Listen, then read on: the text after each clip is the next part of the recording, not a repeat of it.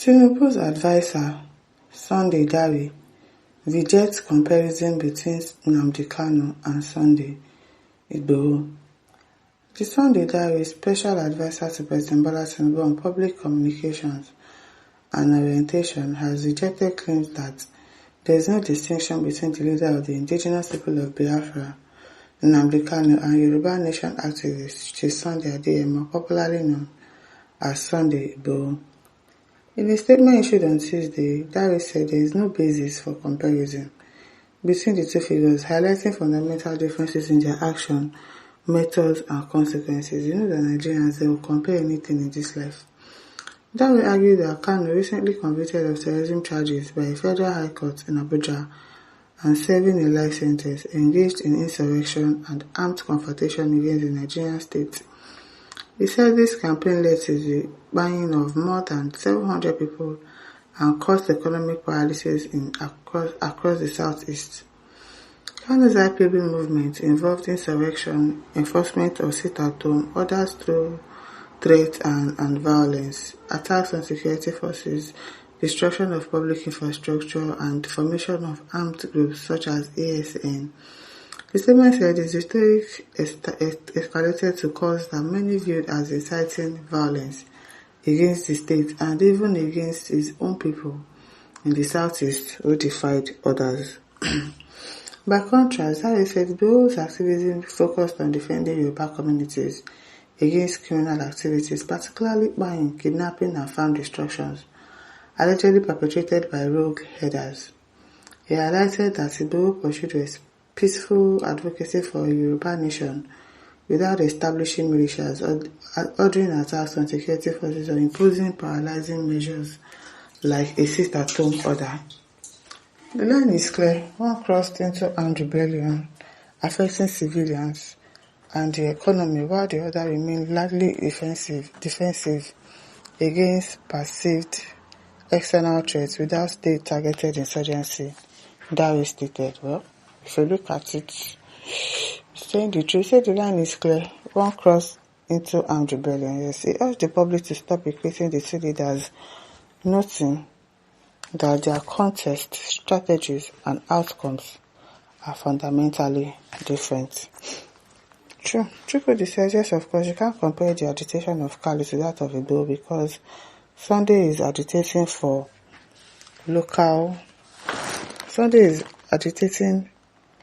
for a very local Oduduwa kingdom, while Kanu is agitating for Biafra, a great nation which is overdue to be liberated from Nigeria Islamist leadership and marginalization. Oduduwa is a local kingdom, okay, which had never been recognized or heard of anywhere in the world. You are a joker. Chukwudi, you know you are joking. Oduduwa has never been heard before. You don't know anything. What do you know? Nnamdi Kanu must be free and Biafra must be free. The land of the rising sun. That's why I cannot spare sun. Obinna Jude says the elders are now on the matter. Kids should keep quiet and listen. Mercy Innocent says this agitation has been on for long. Why is it that way? It is in the APC government all of this are happening. People are not wise. The problem is this evil APC government. They are the buyers and not Kalu or Igboho. Ejike says, Manu, just talking OP. Victor says, God punish your generation for nothing. I don't understand. Why are you cursing? Did you curse anybody? Did you insult anybody? Now for now, Chukwudi says, Igboho opened a group to defend Yoruba people and you are clapping for him. Then here is Kanu on. You are calling them criminal. This whole Nigeria is not for Igbo people if we can tell ourselves the truth.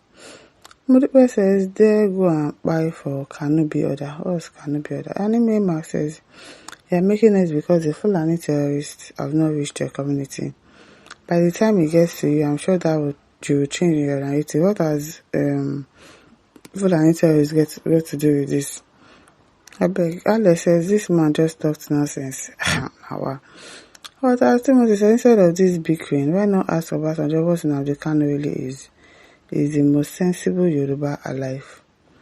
Nat says, I'm not expecting to hear something different from you as far as the issue of MNK and Indigbo is concerned. Most of you who have really not associated with Igbo always told this same line of hatred for the Igbos. Nobody Joshua says, political egoists and barbarians with empty brain is talking trash. Look, even if Nnamdi Kanu is alive or dead tomorrow, is far better than entire generation, both present and unborn. Political beggar is your main nomenclature, idiots. Okay. Uzeri says, shut up, useless blogger. MNK to Igboho. MNK is a freedom fighter, while Sunday Igboho is a chameleon. Okay. Surveys that Sunday Igboho allegedly took a bribe. Why are you adding allegedly? I'm not sure. He took a bribe and fled for his life. The buying inquiry are just the beginning. Watch and see. The Fulani terrorists to finish your people this time around. Danny Gray says, you see that red oil soup you people are eating? It's already affecting your brain. You don't eat red oil soup. Danny Gray, no wonder Nigeria is like this today. Is this not the kind of advice she gives to Tinubu? What's the difference between what Nnamdi Kanu did and what your so-called Igboho did? Decayed idiot like you. Never going to be arguing. Golden Mini says, your opinion about the Igbo is always negative. The more you castigate the Igbos, the more you place him on an elevator in every aspect of human endeavors. Mr. Special Advisor, if you don't know what to say, simply go and eat your radio and amala. Go and redesign your Yoruba tribe. Now, so we try for you to accept that MK is even more than just your comparison. What did he actually do? It's not a man after him that by his parents and community people just for demanding referendum. The truth must stand and not your cooked plans.